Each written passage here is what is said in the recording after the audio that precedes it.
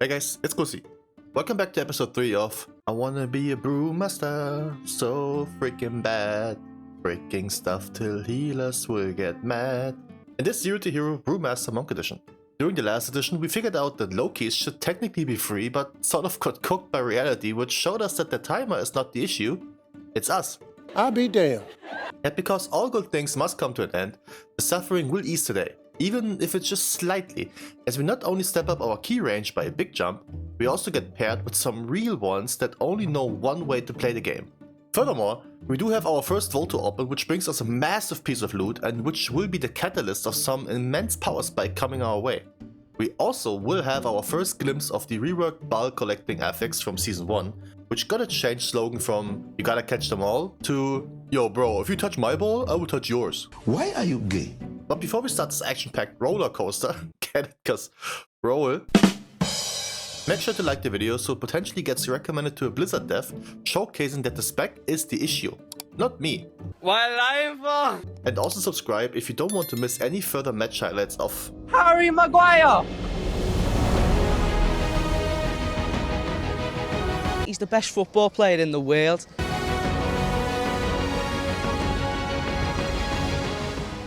Alright, so even though we are technically not done with our +2 world tour in order to gather information we need, I kinda showed you what's up. Yeah, but because we ooze out positivity in this series, since the copium is still strong within this one, we are stepping up our game in a pretty big way. First, Vault. We got 5 hero items waiting for us, so without any further ado... Oh yeah! God bless the Delves, dude. Between the Turbo Drain 5000, which is ironically what I've been calling my ex ever since, the prized putter of my dad, is your dad, 3 useless offset pieces with mid stats, and the tier shoulder, this decision was just as easy as my very first starter in Pokemon Blue. What the hell is even that? Now for it to make sense, we need a second item for a 2 set, and I already prepped something juicy here. Maxed upgraded legs, enchanted and looped up to be squeezed into the catalyst to grant us an insane power spike. Tanks all share a similar set bonus this season, and for Brewmaster, we do be proccing Fortified Brew randomly and we get 15% damage done for 8 seconds.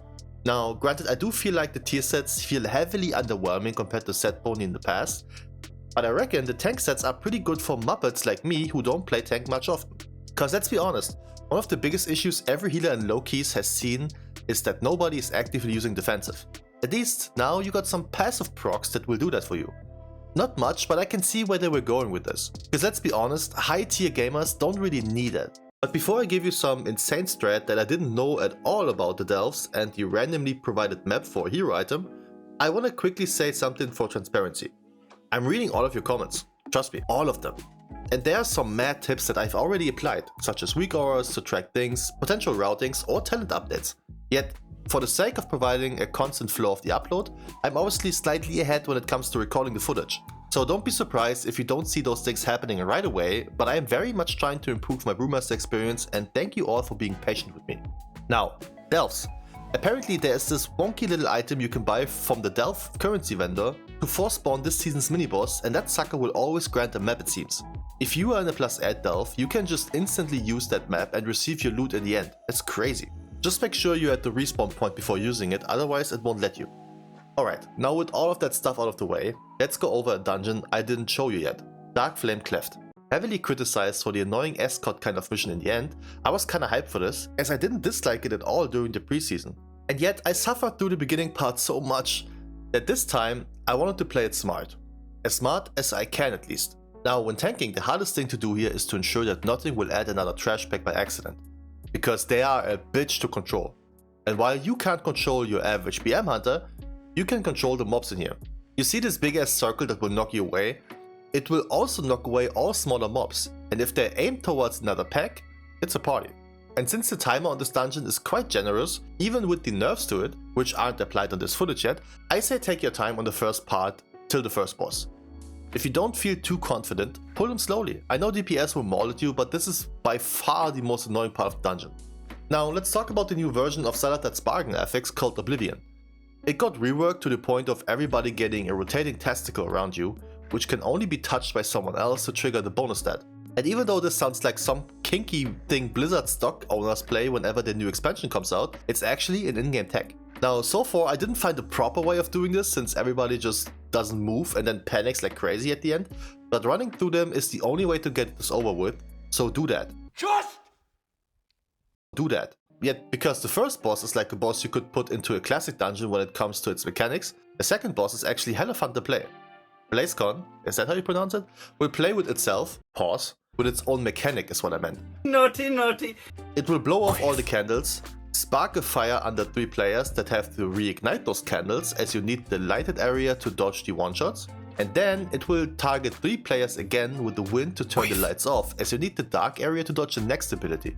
Not gonna lie, just because those mechanics play off of each other, this feels like a light version of a raid boss. But let's step away from the Queef Queen and meet up with the Candle King. While this boss is again straightforward, it's really hard to catch up once you fall behind in here. So let me give you this idea. Whenever you're targeted by the axe throw, or whatever that is, choose the Vex figure that is standing by itself. There's no need to target out statues that are stacked, because you can easily get rid of 2 or 3 of them with the Dark Flame debuff whenever it goes off. Oh yeah, and kick. Arguably the most important mechanic, kick, kick, and kick. But before I got to the final boss and how we maybe play it, I give you the raw footage during the stream and let's see what the Kusler has prepared for us. I'm calling this the hidden tech. And now guys, hidden secret tech.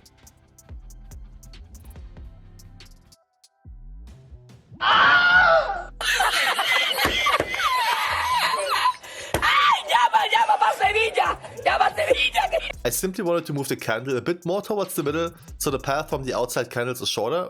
Apparently, I forgot to press something while doing so.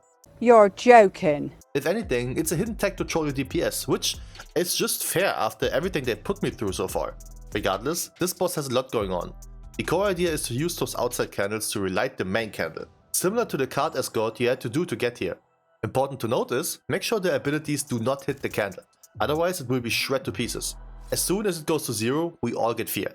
Me as a tank, I usually try to use my stuff to grab the light whenever it does the big AoE, as that one will almost burn the entire candle.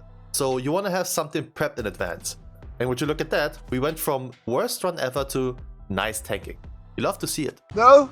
I was pretty stoked to finally have a 6 done, cause this now means I can start farming hero items non-stop.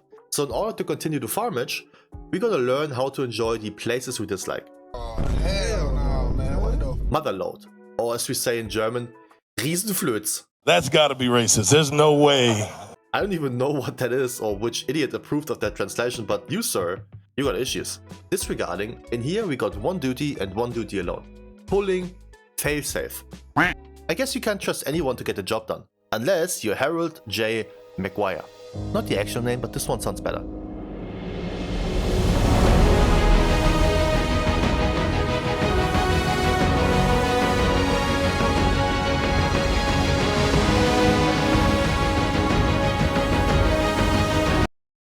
We are clutching this shit like Harry Prime, and there is no way that I'm... Just kidding, I didn't die this run, but I felt like I needed it as a comedic element. You're a liar. You're a liar. Clean run, +2, double warrior new meta?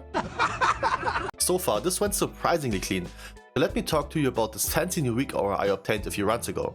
This little tracker will show me the amount of stacks I got before using my Celestial Brew, as each stack increases the amount of the shield.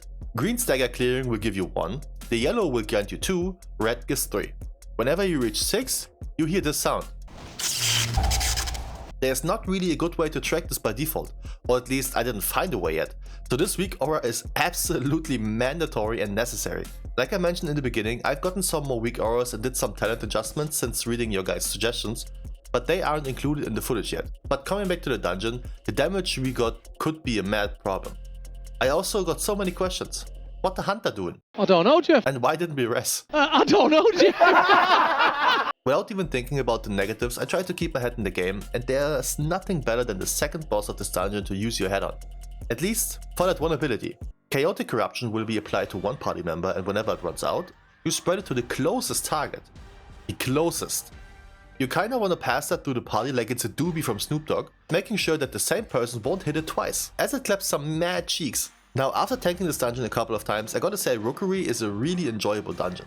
It's fast paced, you got nice pulls, bosses are quite fun, and yet the last boss seems a bit wonky to play with pucks. I think the main issue here is that the players refuse to accept that the hitbox of this boss is massive. So far, I've also seen a new way of playing this boss whenever I got here. So I'm quite curious to figure out the proper or meta way of playing this in the future. You pretty much just want to make sure that everybody's in range of the healer, so you won't drop dead for no reason. Other than that, the only important mechanic is to not drop down into the water once the boss spawns. Whee! Oh, the second most important thing is to use the Storm Rider's charge, which is this circle here, to destroy those pillars on the floor.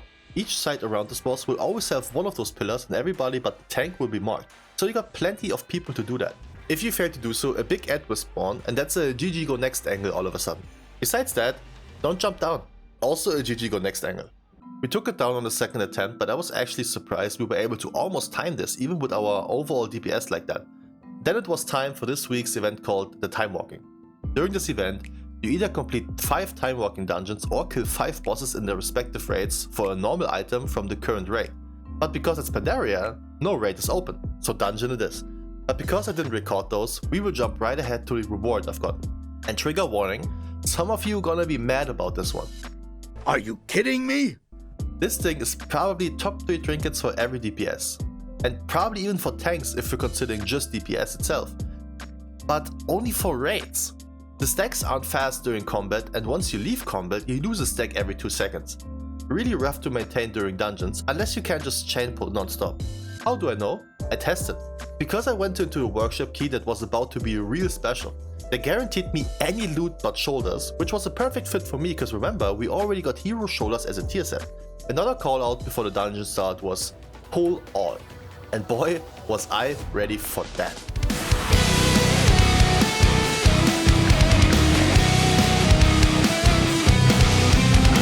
Bruh. Look man, Exploding Keg and Ring of Peace are on the same shortcut, I just had alt pressed for some reason, alright? Give me a break. Though this healer was ready for everything. And so was I. Probably the first time I had so much consistent damage coming in that my self-heal actually was impactful.